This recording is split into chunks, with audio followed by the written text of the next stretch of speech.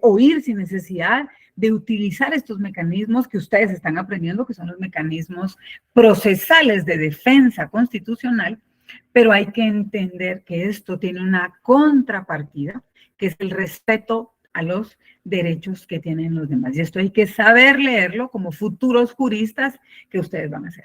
Entender hasta dónde llega el ejercicio de estos derechos. Y todo esto está consagrado en la Constitución. Yo siempre discuto un poquito esto que decía Daniel, que los derechos humanos estaban diseñados para proteger a los delincuentes. Es muy particular este punto. Yo no sé quién le da este tema de derechos humanos. Es un universo enorme la discusión sobre derechos humanos. Yo les voy a contar una pequeña anécdota ahora que empezamos en esta clase. Pero, por ejemplo, en la evaluación que tuvo el Estado de Guatemala la segunda semana de octubre en Ginebra sobre el cumplimiento de la convencionalidad en favor de la mujer, yo hacía algunos cuestionamientos porque una de las discusiones de los comités internacionales era ¿qué hace Guatemala, por ejemplo, para el reconocimiento de los derechos de las mujeres trans, de esta comunidad transexual, que desde mi punto de vista, y abro eso para algún debate posterior, y yo siempre he discutido el derecho científico. Yo no voy a discutir cómo se siente alguien, pero sí voy a discutir cómo alguien nace. Y las personas nacen o en femenino o en masculino. Pero mi punto a este debate, en este foro internacional, era, yo no voy a discutir cómo alguien se siente. Ese no es mi punto. Las personas pueden sentirse como quieran, pero hay realidades que son científicas. Y la identidad de alguien no es algo emocional, es algo científico. No es algo que está únicamente en los genitales. Una mujer es mujer en sus manos, en su rostro, en sus rodillas, en sus pies. Es algo que está en su genética integral. No voy a discutir en cómo se siente. Pero más allá de esa discusión, era, ¿será que Guatemala, y se los dejo a ustedes ahí para que lo discutan interiormente, está en la posición de discutir sobre esos derechos?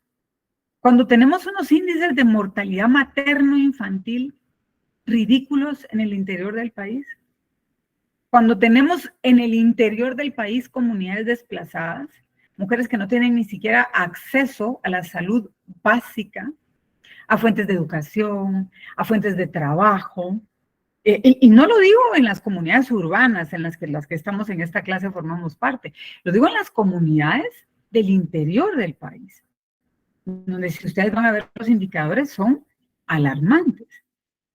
Luego estuve en una discusión sobre los derechos de los pueblos indígenas originarios a nivel latinoamericano y pueblos afrodescendientes, y no hicieron más que reiterarme esa posición, el reconocimiento de los derechos que tenemos como pueblos originarios de América Latina y cómo podemos reafirmarlo esto a partir del reconocimiento también de nuestro derecho constitucional. Nosotros no hemos podido hacer ese detalle porque estamos ahora en derecho procesal constitucional, pero los exhorto a ustedes a que hagan una lectura de cómo nuestra constitución, particularmente, que es una constitución bastante desarrollada, hace un reconocimiento a partir del artículo 66 en la sección tercera de los derechos colectivos sobre la protección de los grupos étnicos, de sus costumbres, de sus idiomas, de sus formas de vida, y que autoanalicen ustedes si en todo este marco que estamos viviendo hoy por hoy,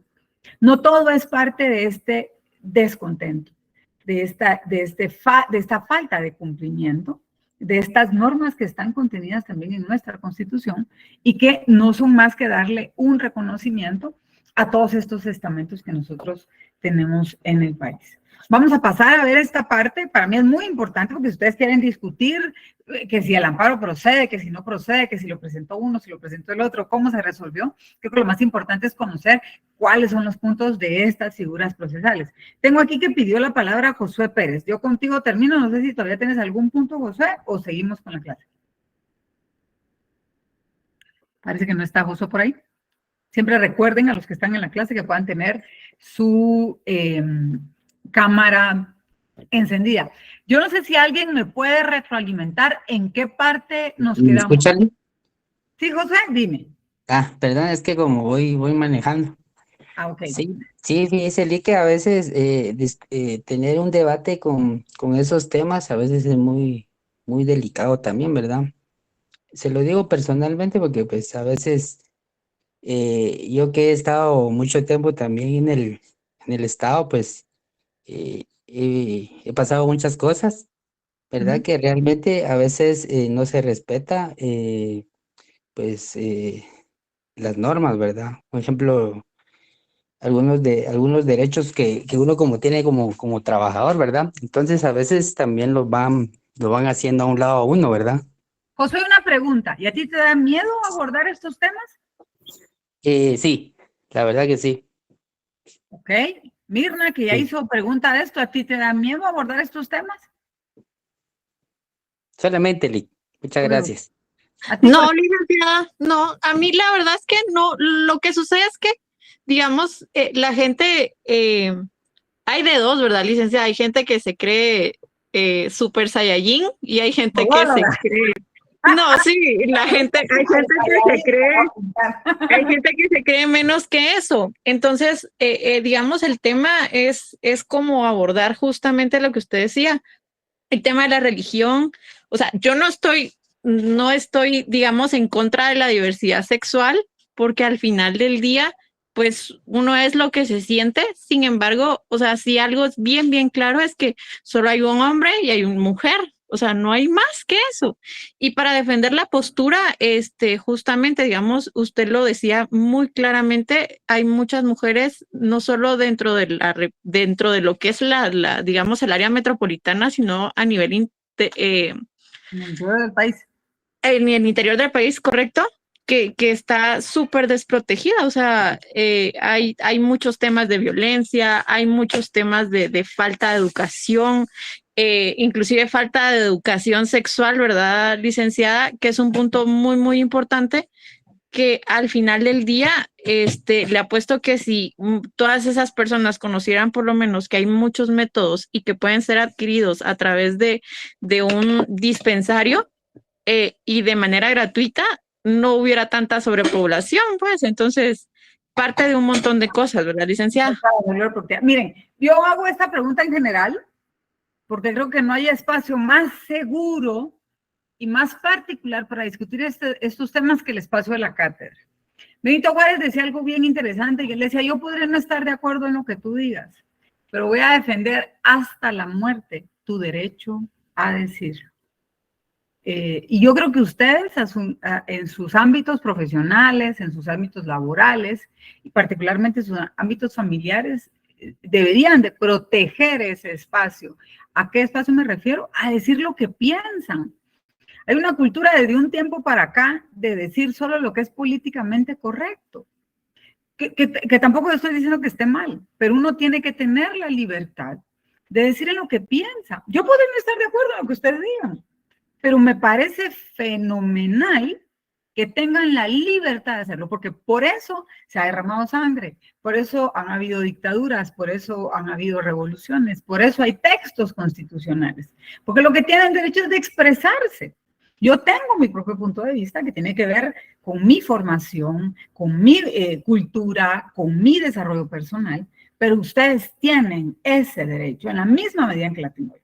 Por eso hacía la pregunta particular de si tenían miedo a discutir esto, porque a lo que yo los exhorto es a que no tengan miedo. Primero, a abrir el debate y a decir lo que piensan. Lo que sí creo que es fundamental, pero fundamental en el tema de alguien que se está formando en ciencias jurídicas y sociales, es que tengan la certeza de lo que están hablando. En varias clases les he dicho ni que fueran albañiles, pues, porque en todo caso, el albañil sabe de plomadas, de medidas y de ladrillos, pero ustedes van a saber de derecho. No lo tienen que saber todo, pero entonces vayan a la norma, consulten y generen un criterio y no tengan miedo a discutirlo.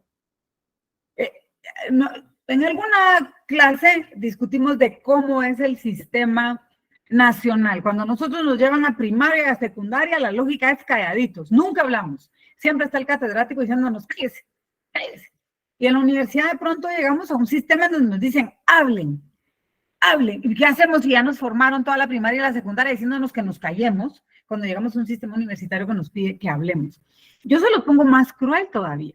Ustedes van a llegar a un juicio en donde van a tener que hablar. No me imagino a ninguno de ustedes ante un juez sin tener un argumento.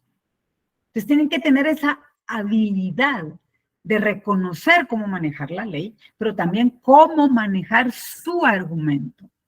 Y tengan por seguro algo, que el que está enfrente de ustedes va a tener un contraargumento.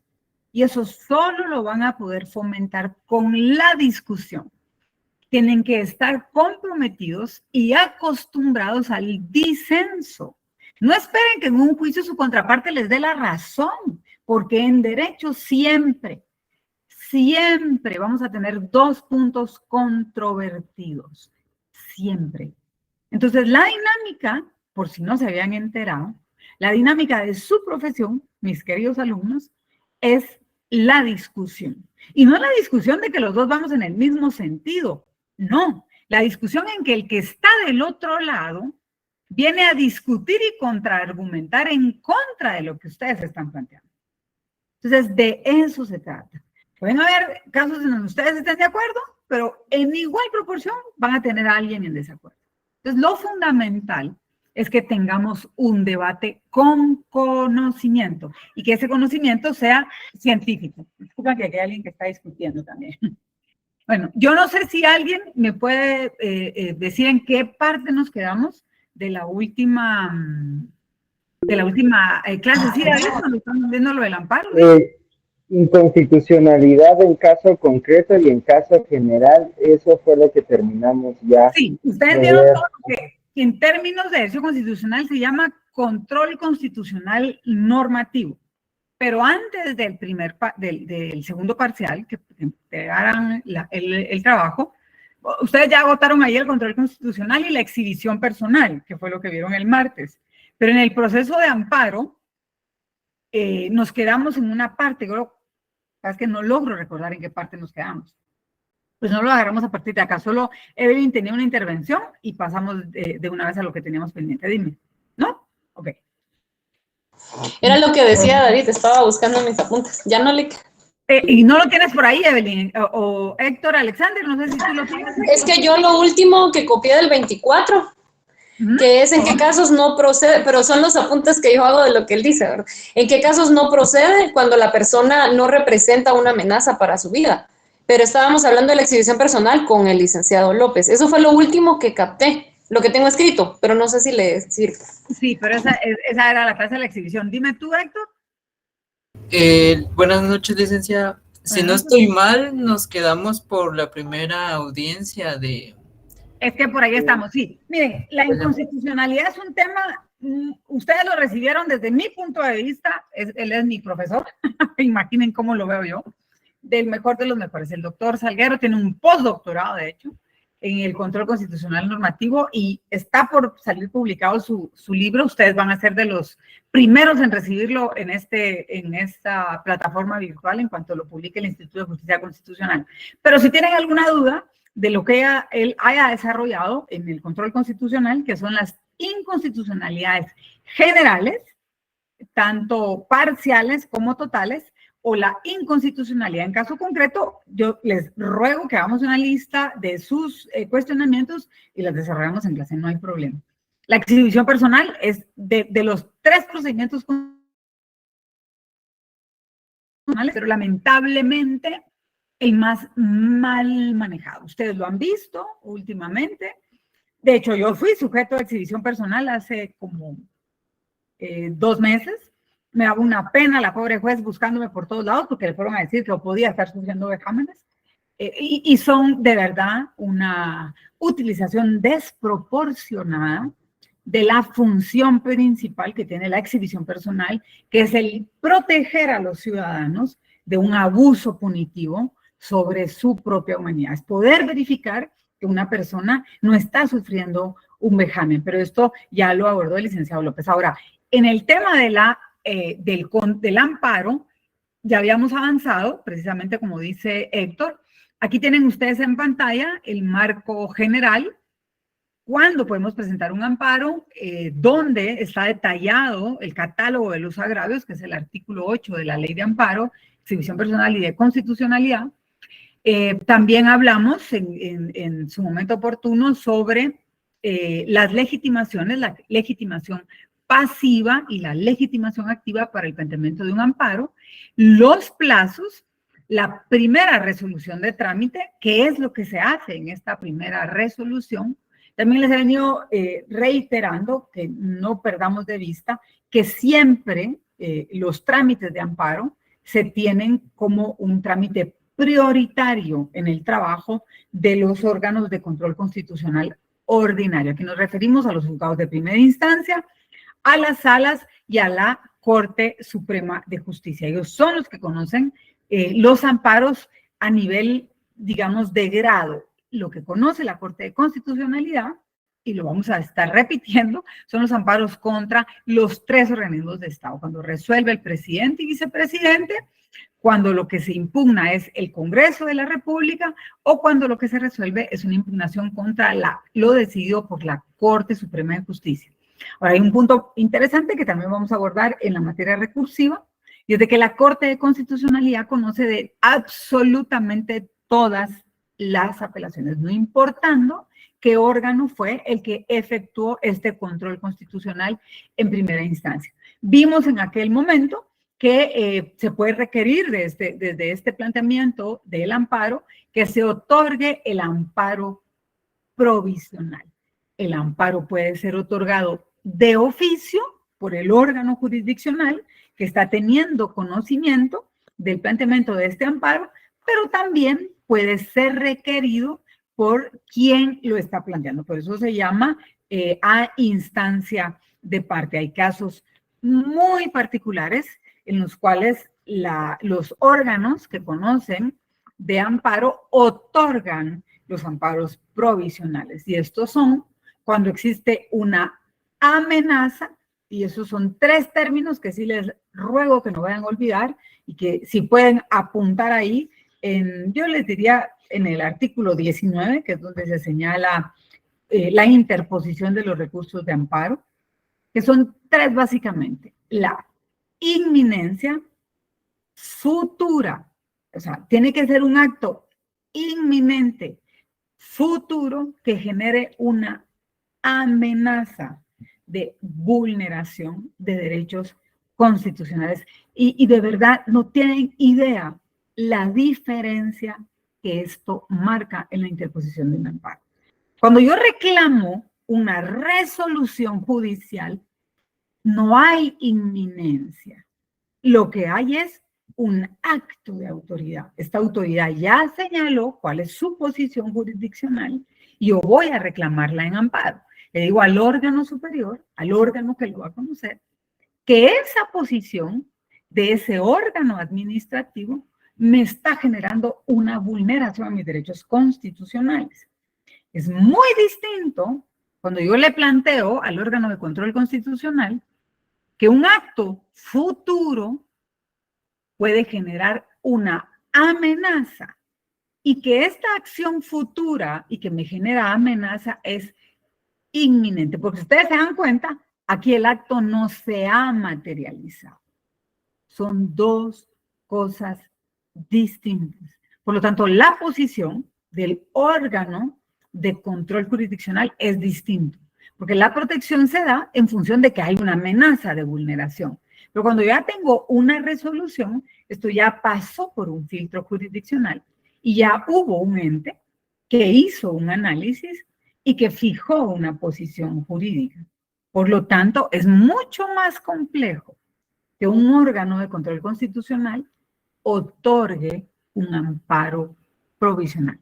Yo recuerdo que David nos planteó un caso que es muy recurrente en la justicia constitucional, que es el tema del derecho a la salud.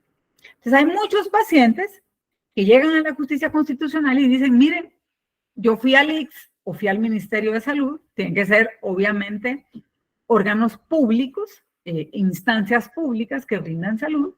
Hay una amenaza futura, pero que es inminente, que estos prestadores de salud no me den el medicamento que yo quiero o que yo necesito, o el servicio de salud que yo necesito. En el 99,9% de los casos, ese tipo de amparos provisionales se otorgan y se le exige tanto al Ministerio de Salud como al ICS que brinden esos medicamentos. Algún día yo les haré saber por qué disiento absolutamente de todas esas resoluciones. Pero en términos generales, los órganos de justicia constitucional otorgan esa protección. Caso distinto es que yo planteé un amparo diciéndoles, señores, por ejemplo, digamos, a la Corte de Constitucionalidad, a mí me llevaron a un juicio, me condenaron en primera instancia, presenté una apelación, se confirmó la sentencia en apelación, presenté una casación, me denegaron la casación y vengo con ustedes a plantear un amparo en contra de la denegatoria de esa casación. Porque no hay una inminencia que tenga esa futuridad y esa amenaza. Lo que hay es una secuencia recursiva donde yo fui conociendo cuál es una posición jurisdiccional. Yo sé que esto es una parte muy compleja, pero les puedo decir que es lo que marca la diferencia entre el otorgamiento de oficio, aun y cuando no se haya requerido por el accionante en amparo, del otorgamiento de un amparo provisional. ¿Cuáles son los efectos del otorgamiento de un amparo provisional? Pues dejar en suspenso, en el caso de un acto que ya se haya dictado, ese acto que se dictó, o en todo caso ordenarle, por ejemplo, en el caso de estos amparos de salud, ordenarle al ICS o ordenarle al sistema de salud que den el medicamento, para que esa inminencia, esa futuridad o esa amenaza futura no se llegue a concretizar. ¿Sí? Esto es una parte muy importante de esa primera resolución o la resolución de trámite que se da el mismo día que se interpone el amparo. Es parte del pronunciamiento que hace el órgano jurisdiccional de control de amparo. Si al presentar nuestro amparo omitimos alguno de los requisitos, también la ley nos lo señala en el artículo 22, se nos puede dar un plazo, que en términos de litigio se denomina previo, para que nosotros contestemos a través del plazo que nos otorgan en este previo, las omisiones o los errores en los que pudimos haber incurrido en la presentación de nuestro escrito de amparo. Es muy importante también tomar en cuenta el plazo que nos fijan, porque si no respondemos ese previo que nos señalan en este plazo, nos van a tener por desistidos del planteamiento del amparo. ¿Esto qué significa? Bueno, usted presentó una acción, la presentó mal, yo le di un plazo para que usted cumpliera con subsanar esos errores y no lo hizo, pues entonces yo entiendo que usted no quiere continuar con el diligenciamiento de este amparo. Siguiendo con este trámite, el órgano de control constitucional lo que hará es pedirle a la autoridad impugnada que remita los antecedentes de este expediente donde haya esta reclamación o que remita el informe circunstancial. Esto va a quedar a discreción del ente que está siendo impugnado. Ellos determinarán si lo que deciden enviar es un informe o lo que prefieren es enviar todo el expediente en donde se generó esta reclamación. Esto se hace en un plazo que no puede exceder de 48 horas. Y aquí hay un punto bien interesante que a muchos se les olvida. Asumamos que yo presento mi acción de amparo, pido esta tutela en el derecho regional, digamos, a nivel de América, a los recursos de amparo se les denomina también acciones de tutela. Lo que pido es que el órgano jurisdiccional me dé el amparo o me dé la tutela. Si yo lo planteo y requiero el amparo provisional, pero no se pronuncia el órgano que está conociendo el amparo en la primera resolución, porque considera que necesita información para determinar si otorga o no el amparo provisional, que hay un tema muy interesante. Cuando yo le fijo el plazo a la autoridad impugnada para que me rinda ese informe circunstanciado o me remita los antecedentes, si no lo hace, es decir, si lo hace tardíamente o no me envía el informe ni los antecedentes en el plazo que yo le fije, que no va a ser superior a las 48 horas, va a estar dentro de las 48 horas, entonces obligadamente otorgo el amparo provisional. Por eso es tan importante que en el memorial de interposición de amparo pidamos el amparo provisional. Porque si no remite, esta autoridad a la que yo estoy impugnando el antecedente del caso o el informe circunstanciado, entonces el órgano de control constitucional obligadamente tiene que otorgar el amparo provisional. Si ya lo otorgó, de hecho, en la primera resolución, puede, con este informe circunstanciado o con esta remisión de antecedentes, luego de hacer la evaluación, revocarlo también. Decir, bueno, yo lo di de entrada, pero luego de leer el informe que me da esta autoridad recurrida, pues creo que no era necesario otorgarlo. Así que puede revocarlo. En los casos incluso en donde se pidió y se denegó, también luego de la lectura puede confirmarlo si es que lo otorgó. Lo que creo que es importante que tengan ustedes claro es que si el ente contra el cual yo estoy presentando esta acción de amparo no presenta el informe o remite los antecedentes, siempre tenemos que estar muy pendientes de los plazos, ver qué plazo le dio el tribunal que está conociendo el amparo. Se le dio 12, 24 o 48 horas, pues son hasta 48 horas. A veces les dan menos, les cuento. El plazo que da la norma es de 48 horas. Entonces, estar pendientes para ver que haya cumplido con el plazo, porque si no, obligadamente tienen que otorgarnos a nosotros como interponentes de los amparos esta garantía del amparo provisional. Todo esto, insisto, como un trámite prioritario. ¿Qué ocurre inmediatamente después de darle trámite al amparo, de resolver sobre el amparo provisional, sobre su otorgamiento o no otorgamiento? Pues pido el informe de antecedentes, el informe circunstanciado y fijo una posición, si confirmo o revoco el amparo provisional. Inmediatamente después de esta posición jurisdiccional, ya sabiendo nosotros en qué posición estamos, se fija el plazo para la primera audiencia. Eso lo van a encontrar en el artículo 35 de la Ley de Amparo. Dime, Juan, ¿cuál es tu duda? ¿Cuál levantaste la mano o se te fue? Perdón, Lick, se me fue. No te da pena, perdón. Perfecto. Se te volvió a ir. ¿Qué artículo dijo Ligda, perdone? 35. Primera audiencia a los interesados y prueba. Recibidos los antecedentes o el informe, el tribunal deberá confirmar, revocar la suspensión provisional que se haya decretado en el auto inicial del procedimiento. Es lo que recién les digo. Si luego de la lectura del amparo lo otorgué y creo que lo tengo que revocar, pues lo revoco. Y si no lo otorgué y lo tengo que otorgar, pues entonces lo otorgo. Pero si no llega el informe, de entrada lo tengo que otorgar.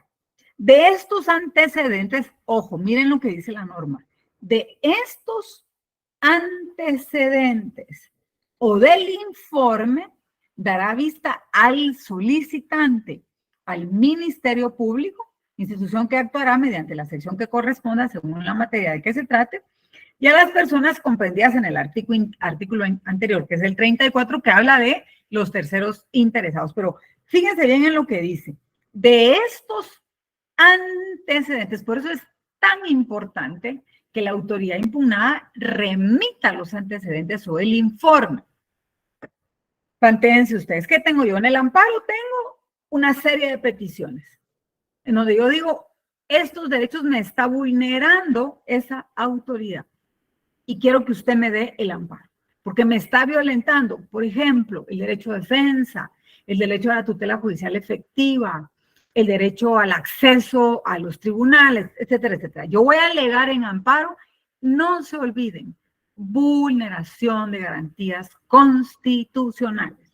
El amparo no es una tercera instancia, El amparo no es para ir a discutir lo que no me resolvieron en la jurisdicción ordinaria. Yo llevé un juicio ordinario laboral y ahí no me escucharon, entonces voy a ver que me escuchen en amparo. No. En amparo lo que voy a ir a discutir es si en un juicio ordinario laboral me vulneraron mis derechos constitucionales. Yo llevé un juicio penal y resulta ser que allá me condenaron. Voy a ver que me quiten la condena en amparo. No. El amparo es si en el juicio penal se vulneró mi derecho a la tutela judicial efectiva, si se vulneró mi derecho a presumirme inocente, si se vulneró mi derecho a tener una defensa efectiva. Lo que reclamo en amparo, insisto, es vulneración de derechos constitucionales. Hago ese planteamiento al órgano jurisdiccional de conocimiento de esa vulneración. Y le digo, córrale audiencia a esa autoridad que vulneró mis derechos. Insisto, pueden ser derechos laborales, pueden ser derechos penales, pueden ser derechos civiles, pueden ser derechos electorales, pero tengo que saber plantear cómo se dio esa vulneración y decirle a este tribunal, mire, se violaron estas garantías constitucionales. El tribunal le va a correr audiencia a esta autoridad para que le informe y le diga, no, mire, no fue así. Yo le voy a dar este informe circunstanciado de qué fue lo que ocurrió para que usted vea que no le vulnere sus derechos. O en todo caso, le voy a enviar todos los antecedentes para que usted los evalúe. ¿Qué pasa en la primera audiencia? De ese informe, es decir, todo lo que dice la autoridad, yo le doy una copia a las partes. ¿Quiénes son las partes? El interponente del amparo y los que este interponente haya señalado que tienen interés en el asunto. El artículo 34 nos habla de los terceros o los intereses de terceros en el amparo. Entonces, cuando yo planteo una acción de amparo, también tengo que decirle al órgano que conoce del amparo quiénes pueden tener interés en este juicio. Y obviamente, por lealtad procesal, van a tener intereses nuestra contraparte. Eso es muy importante. Nosotros tenemos que entender que como profesionales de derecho tenemos que respetar esa lealtad a nuestra contraparte. Entonces, siempre es importante que en el planteamiento de un amparo le hagamos ver eso al tribunal, que hay terceros que van a tener interés en este proceso de amparo. Dime, Nínive. Buenas noches, licenciada. Magistrada, una consultita. Regularmente son 3 copias las que se entregan, uno que le queda a la persona interesada, uno al interponente, otro al tribunal, o cuánto es el número de copias regularmente, porque ahí habla de interesados, pero no sé quiénes más podrían ser. Fíjate, Nínive, que yo la verdad, en esa parte tan elemental no me he metido. Si le quitas el micrófono, mejor para que no tengamos feedback. Yo tengo entendido que de hecho ahora presentas una, porque todo se hace digital, al menos en la Corte de Constitucionalidad. No sé cómo están siendo en los juzgados ordinarios. Pero tengo entendido que presentas tantas copias como partes estén involucradas. Si tú dices que son 2 partes las que tienen interés en el asunto, más el tribunal y el MP, no tienes que presentar tantas copias. Ese ya es un tema de forma, pero déjame que voy a indagarlo. Yo tengo entendido que si tu impugnación la conoce la Corte de Constitucionalidad, ya solo presentas una, porque todo se digitaliza y así es como se le corre audiencia a las partes hoy. Pero no sé cómo se está haciendo en grado. Voy a verificarlo. Dime, David. Perdón, licenciada, igual yo me estaba informando sobre eso y solo es una copia o todo original lo que uno lleva, a ellos lo escanean, ¿verdad? Y le envían una copia a cada una de las partes, exacto. Pero acuérdate que la CC no ve todos los amparos, o sea, la mayoría de amparos los ven los juzgados de primera instancia, sala y Corte Suprema de Justicia. Entonces, no sé cómo le están trabajando. Yo creo que ahí sí te piden copias por cuántas partes están involucradas, ¿verdad? ¿Sí, Mirna? Licenciada, tengo una duda. Los amparos se conocen a nivel público. Ahí sí me perdí. ¿Cómo así? O sea, lo que pasa es que no sé si se lo estoy diciendo bien, no sé si se lo estoy transmitiendo de la misma manera que lo estoy pensando, pero un amparo puede ser conocido públicamente o porque o el por qué se está presentando. Un amparo puede ser conocido pública, no termino de digerir. Licenciada, yo creo que Mirna le quiere decir que así como los procesos penales solo son públicos para las partes interesadas, que si el amparo yo, no sé, conozco que mi vecina está llevando un caso así, yo puedo conocer el expediente. No, creo yo que lo que pregunta... Hay otra falencia enorme, ¿verdad, Evelyn y Mirna? Y pónganlo ahí como duda para su catedrático de procesal penal. Los juicios penales no son públicos. Los procesos... No, licenciada, no son públicos. A eso se refería. Y los procesos penales son públicos. Ajá. Lo que es público es el debate. El debate. No, los amparos no son públicos necesariamente. O sea, no. Ustedes presentan la interposición, ¿verdad? Obviamente. Pero el trámite no es público. Lo que la Corte tiene en particular, la Corte de Constitucionalidad es una agenda pública. Ustedes pueden meterse a la página de la Corte y verificar qué casos se van a conocer el lunes. Por ejemplo, todos los lunes se conocen no menos de 250 amparos. No menos. Entre martes, miércoles y jueves se conocen no menos de 50 amparos. Ustedes pueden ver qué amparo es. Si tienen el número del suyo, ahí podrán ver cuál se va a conocer en el pleno y en qué tipo de agenda, porque hay varias agendas. Hay una agenda ordinaria, que es la que dicta sentencia. Hay una agenda extraordinaria, que es la que otorga o deniega amparos provisionales planteados ante la Corte. Hay una agenda de incidencias, por ejemplo, que es la que resuelve apelaciones o cursos, debidas ejecuciones, etcétera. Ustedes pueden ver por agenda qué es lo que se va a resolver. Pero conocer el detalle, no.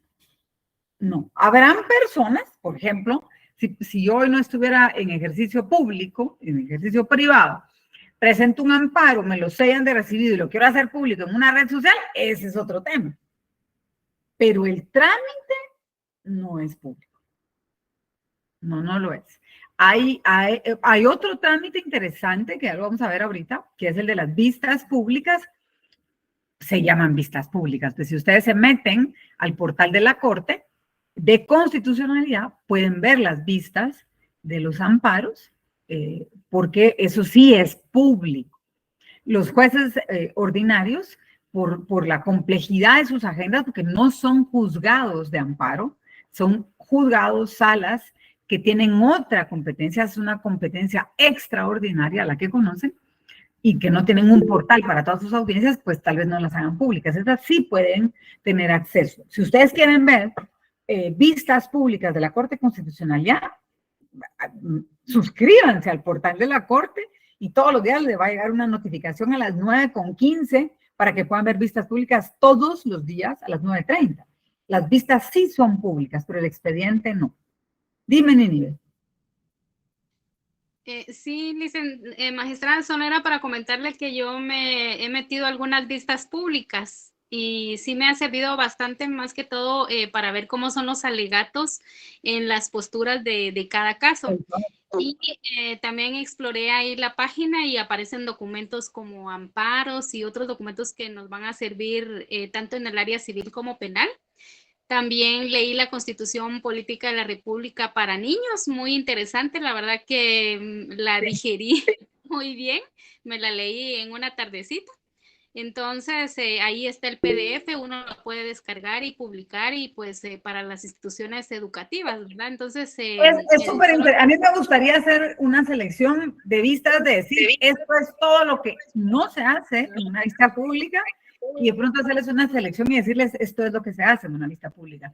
Porque, insisto, si ustedes se meten a este portal, pueden ver la dinámica de una vista pública. Lamentablemente, hoy son virtuales. Yo creo que de pronto el próximo año ya vayan a ser presenciales, porque es la capacidad de oratoria que tengan. Yo personalmente, cuando he dirigido vistas públicas, dos que han sido muy particulares, las he tenido que suspender, es decir, decirle al interponente, o sea, aquí terminó su intervención, porque no está exponiendo, está leyendo.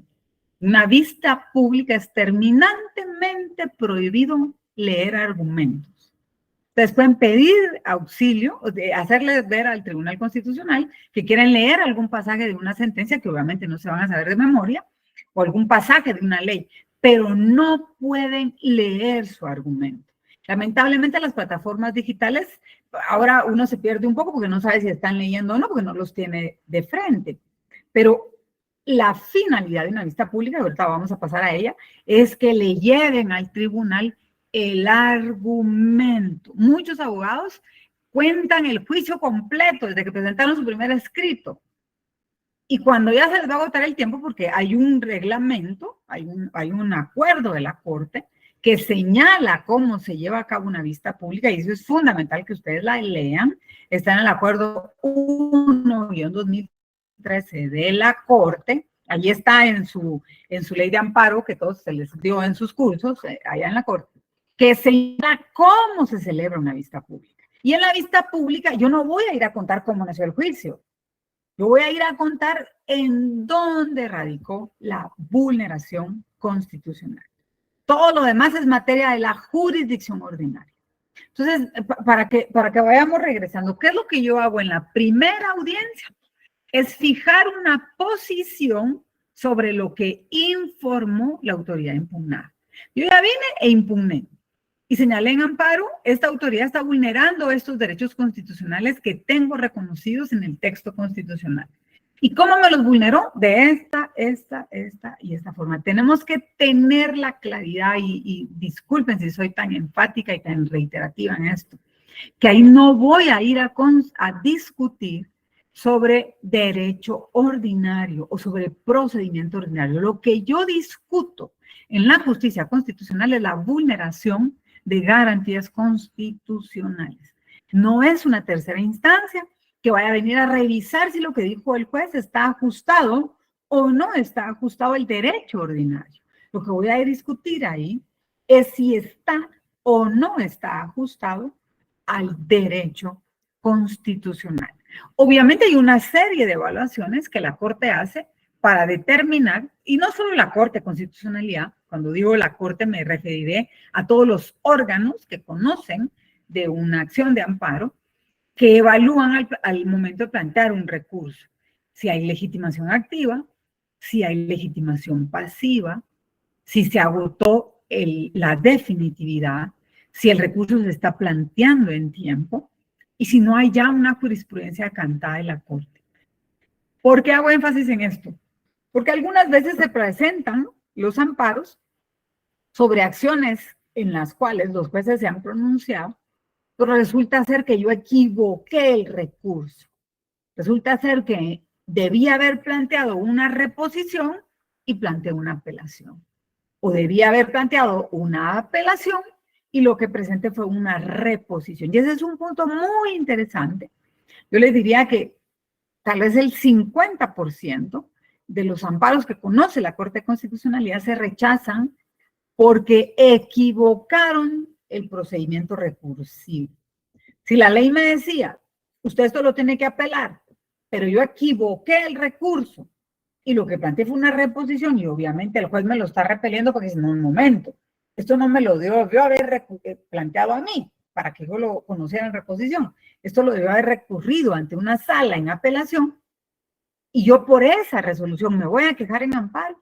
Yo les puedo decir, la mayoría de los casos se repelen por eso, diciéndole a las partes, yo no puedo conocer en amparo cuando usted no agotó la vía procesal adecuada. Yo en esto también he sido consistente en ustedes, ojalá que la facultad revise la currícula de los cursos, porque es complicado explicar esta parte cuando ustedes no han visto ningún proceso específico, como para poder discutir toda la vía procesal de un caso específico, ¿verdad?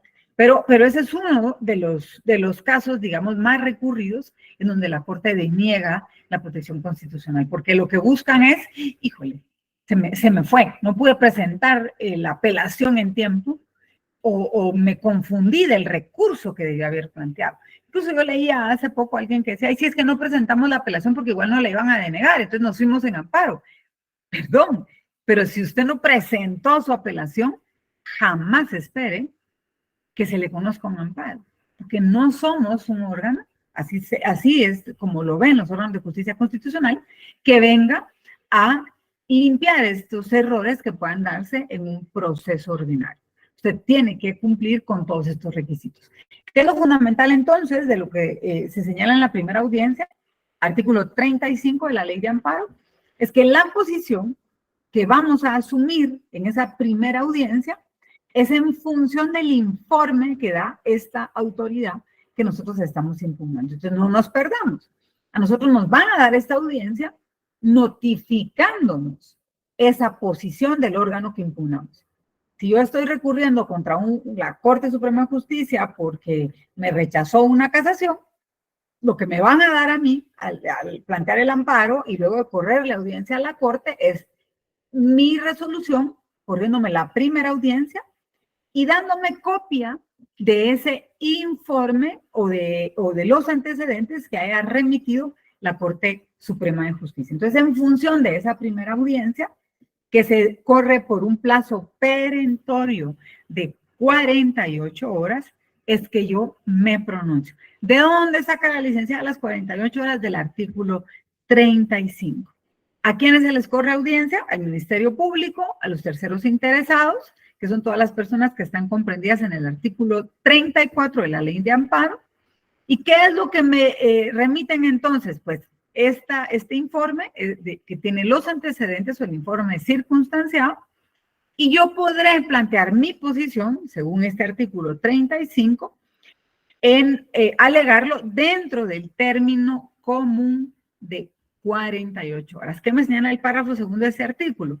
Que vencido dicho término, oigan esto, hayan o no alegado las partes, el tribunal estará obligado a resolver.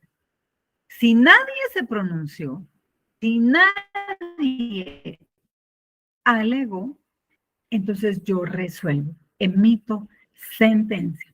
Hay una cuestión particular acá, porque hay varias formas de llegar a esta parte, ya la vimos, que es el amparo provisional. Hay varias formas de llegar hasta la sentencia.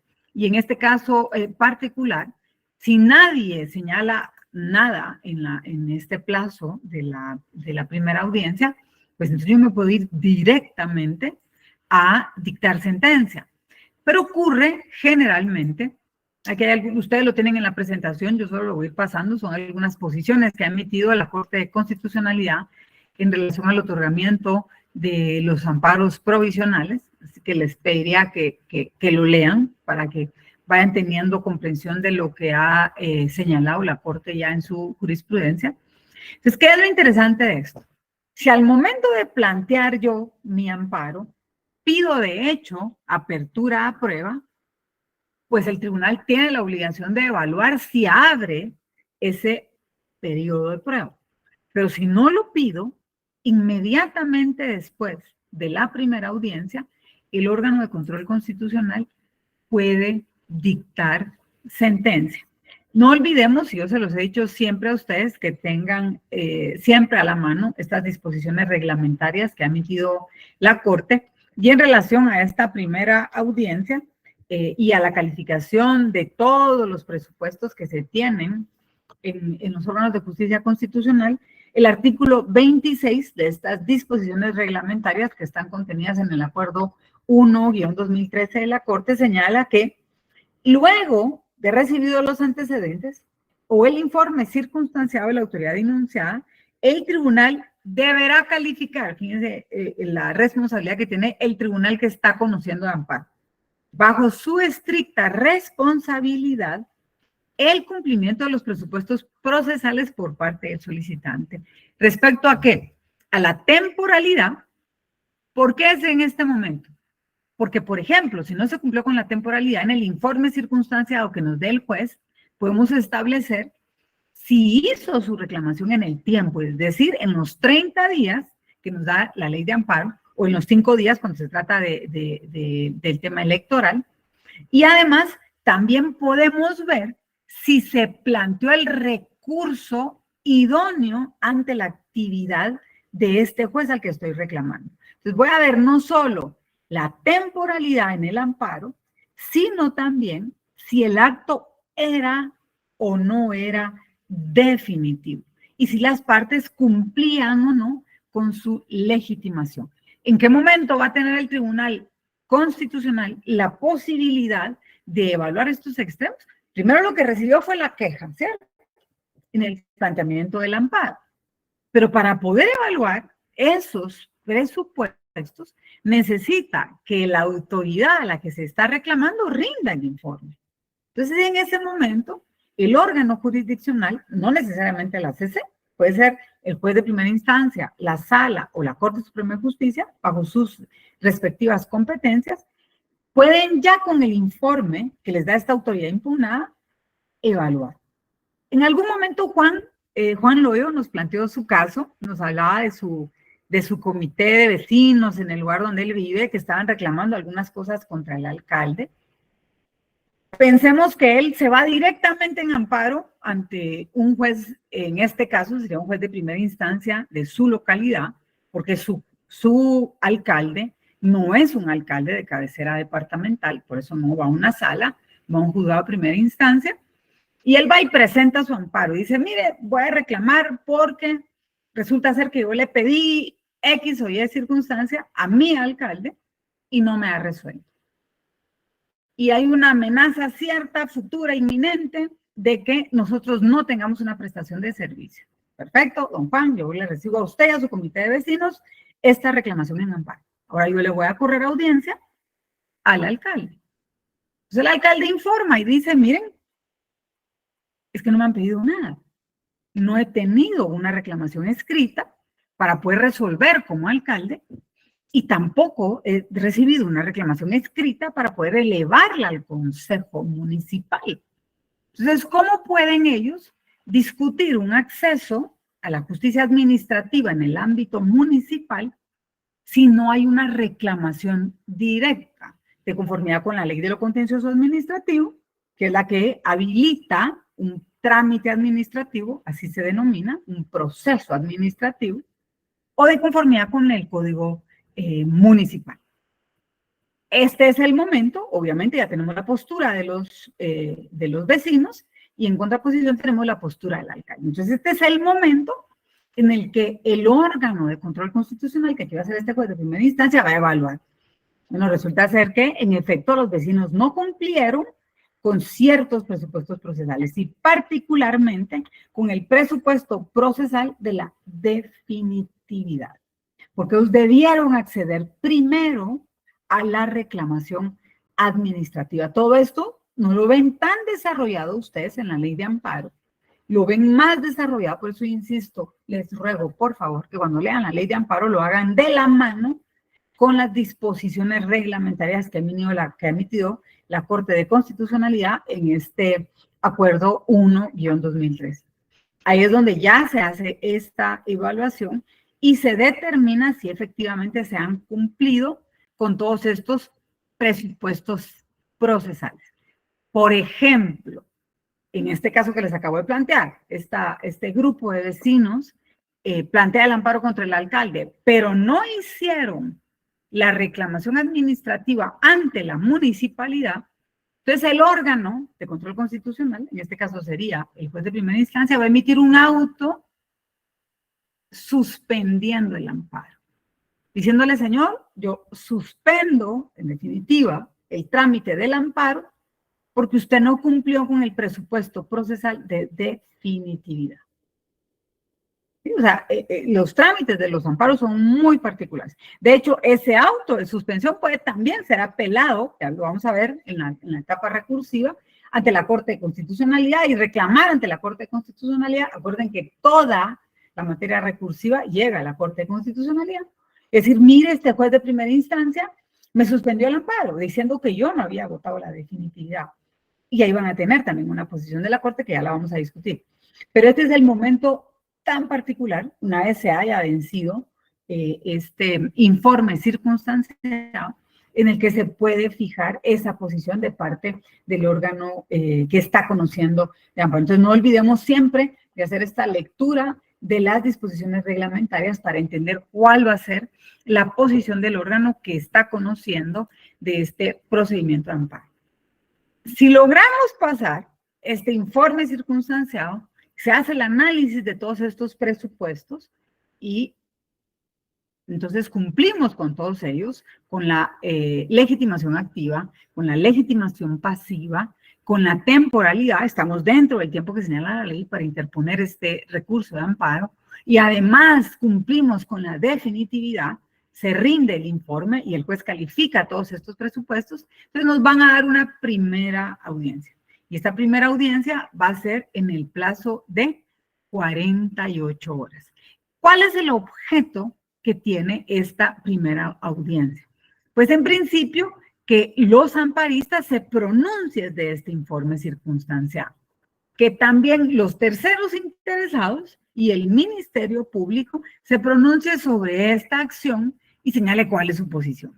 Y diga, bueno, sí, ¿verdad? Yo voy a tomar posición, creo que tiene razón el interponente del amparo, o luego de leer el informe, creo que el que tiene razón es la autoridad impugnada y que aquí en realidad no hubo vulneración de un derecho.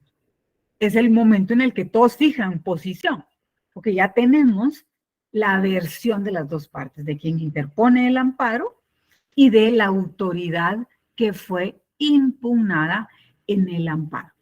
Y este es el momento particular también en el que podemos evaluar los medios de prueba y los terceros interesados y el Ministerio Público señalar el lugar para recibir notificaciones y también expresar los argumentos que tenemos para rebatir el informe.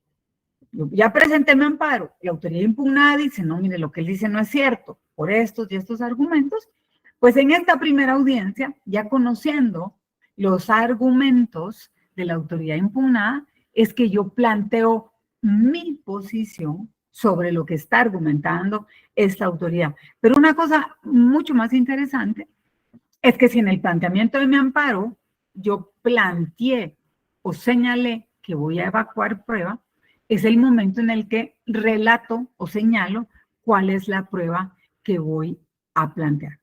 Es muy importante. En el artículo 35 de la ley de amparo, y esa es una reflexión que tiene ahí la presentación que ustedes tienen, esta audiencia no contempla en realidad que esta audiencia se le corra a la autoridad impugnada, pero obviamente como está en conocimiento de todo el proceso, sí es interesante que con el objetivo que puedan garantizarse este contradictorio, también se le dé participación a esta autoridad impugnada en esta primera audiencia.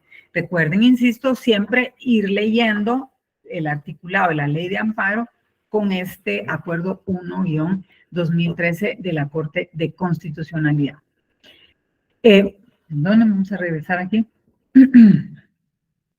Ya les señalé a ustedes cuáles son los objetivos de esta primera audiencia y es, obviamente, que fijemos una posición en cuanto a este informe que ha rendido la autoridad impugnada y que demos todos nuestros argumentos. Eventualmente, pues no se le corre audiencia a la autoridad impugnada, pero sabiendo los plazos, generalmente presentan una posición para señalar cómo ven los hechos controvertidos.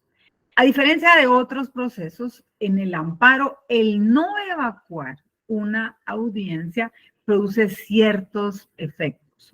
Si no nos apersonamos como terceros interesados y nos dieron esta participación como terceros y nosotros no comparecemos cuando nos corren las audiencias, pues lamentablemente esto básicamente es que no tengamos la oportunidad de presentar prueba en las audiencias que se nos fijen. Entonces sí es muy importante que mínimo planteemos un lugar en donde podamos ser notificados y en donde señalemos nuestro interés de poder participar. Eso se da generalmente en el caso de los terceros interesados, porque quien plantea el amparo y la autoridad impugnada generalmente pues están al día en la secuencia procesal y están cumpliendo con todos estos requisitos que trae propiamente el proceso. A veces al que se le va un poquito la secuencia, por no decir la onda, es al Ministerio Público. Pero es porque es una sección muy particular. Yo siempre he discutido la participación del Ministerio Público en los amparos. Es un rezago que se tiene de la norma anterior, que era la ley de la Procuraduría General de la Nación. Nosotros hoy vamos a quedarnos hasta la primera audiencia, que era lo que les venía conversando, que de hecho, si no se hace un planteamiento de prueba, es inmediatamente después de esta primera audiencia que se puede dictar sentencia. Entonces, digamos que el día de hoy nos vamos a quedar en la primera parte que nos puede derivar en una sentencia, que es el trámite normal de un amparo, y hasta en la primera audiencia, si no hay prueba que evacuar, ahí mismo el tribunal puede dictar una sentencia con la remisión de los antecedentes y la evacuación de la primera audiencia. Y vamos a ver en la próxima clase la segunda audiencia, que es la evacuación de prueba, y cómo podemos dictar sentencia inmediatamente después de esta evacuación, y los casos en donde el tribunal puede emitir autos para mejor fallar, que serían las dos vertientes siguientes en el procedimiento en el cual derivamos en la emisión de sentencia. Para terminar en la próxima semana con el trámite del amparo y la materia impugnativa de amparo, y con eso cerrar ya esta parte de procesal constitucional. Nos queda un minuto, entonces para no quitarles más tiempo, terminamos hoy con hasta la primera audiencia y la posibilidad de dictar sentencia inmediatamente después de esta primera audiencia para ver en la siguiente clase la segunda audiencia y el auto para mejor fallar. Así que por favor lean mucho, excelente fin de semana para todos y a leer. Lean mucho, mucho, mucho para... Veamos. Buenas noches, licenciada. Feliz noche. Se cuidan todos. Feliz noche. Igualmente todos, que estén muy bien. Ligda, me dio gusto verla. Igualmente, se me cuidan mucho. Ahí los veo la próxima.